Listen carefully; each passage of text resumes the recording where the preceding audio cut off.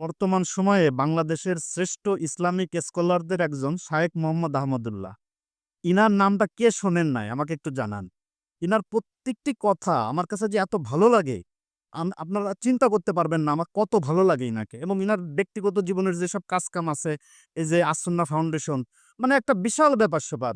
সুবহানাল্লাহ, আলহামদুলিল্লাহ। আল্লাহ এনাকে ইসলামের জন্য কবুল করে নিক। উনার প্রশংসা করার জন্য মূলত ভিডিওটা করি নাই, করেছি অন্যটা প্রসঙ্গ নিয়ে। উনি একটা কথা বলছে যে, বর্তমান সময়ে অনেক ছেলে-মেয়ে অবৈধ রিলেশনে জড়ায়। তাদের নিয়ত খুব সহিহ হয় যে বিয়ে করবে। এখন উনি একটা কথা বলছে যে, যদি আ এরকম হয় যে বিয়ে করার জন্যে কেউ যদি প্রেম করে, তাহলে তো কুরবানির উদ্দেশ্যে গরু চুরি করলেও সেটা জায়েজ হয়ে যাওয়ার কথা।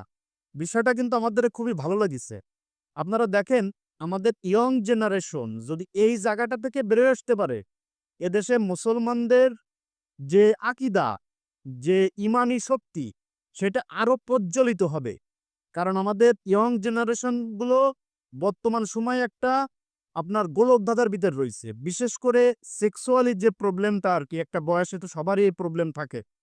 তো এখানে যদি ইসলামী মূল্যবোধটাকে নিয়ে আসা যায়, আমরা একটা সহি জাতিতে, সহি মুসলমানে পরিণত হতে পারবো। আপনাদের সবার মতামত আশা করছি এই বিষয়টার উপরে।